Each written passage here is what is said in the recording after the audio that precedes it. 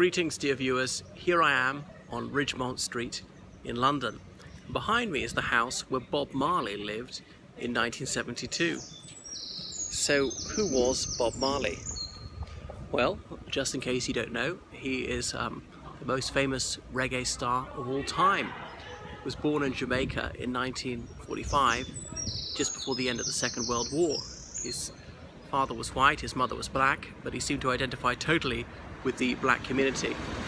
His parents married shortly before his birth, split up soon thereafter, and never lived together again. So he was brought up by a single mother. He rarely met his father as a child, and when Bob Marley was still young, his father passed away. So Bob Marley came from the village of 9 Miles in Jamaica, which is in the hills near the north coast of Jamaica, but he gravitated towards Kingston in his teenage years, where he was a welder for a while, but then he got into music, was in various bands before he set up his own one, Bob Marley and the Wailers, and the rest is history. And he was soon world renowned, toured the world, performed in many countries, the United States, here in the United Kingdom, various European countries, New Zealand and so forth. And is perhaps the most famous convert to Rastafari.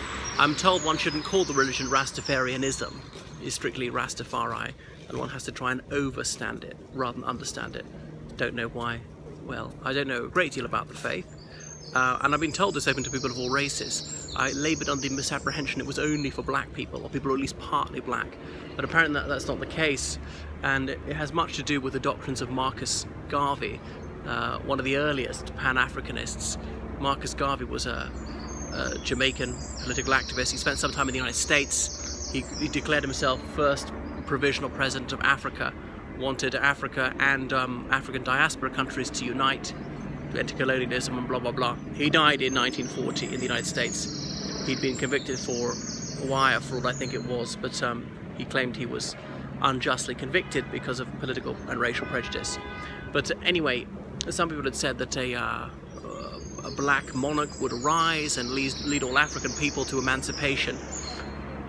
And soon after Marcus Garvey had said this, was the coronation of Haile Selassie.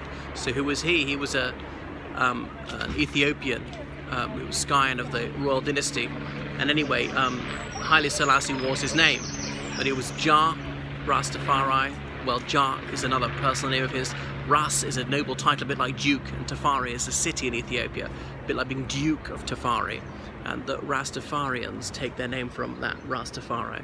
So Bob Marley converted this. I've been told that he converted back to Christianity right at the end of his life.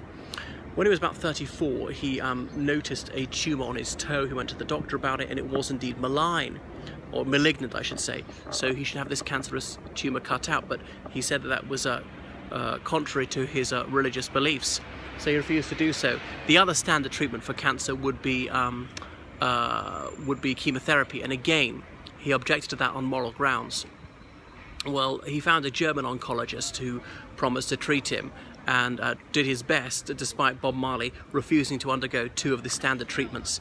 And this German world expert on cancer, I don't recall the chap's name, but he managed to keep Bob Marley alive for a further 2 years, which is rather longer than anyone thought possible, bearing in mind that Mr. Marley rejected the 2 most common treatments for his condition. Anyway, in 1981 it was clear that Marley's time was drawing near, and he did appear very drawn, emaciated, jaded, and he was in the United States, and he flew back to Jamaica because it was clear he was going to die, and then he died there. He is interred at his birthplace in 9 Miles. You can see his tomb. I've been to see it. So that is Bob Marley, who had a most tremendous effect on many countries, including the United Kingdom, particularly on the black Caribbean community here, and this is where he stayed.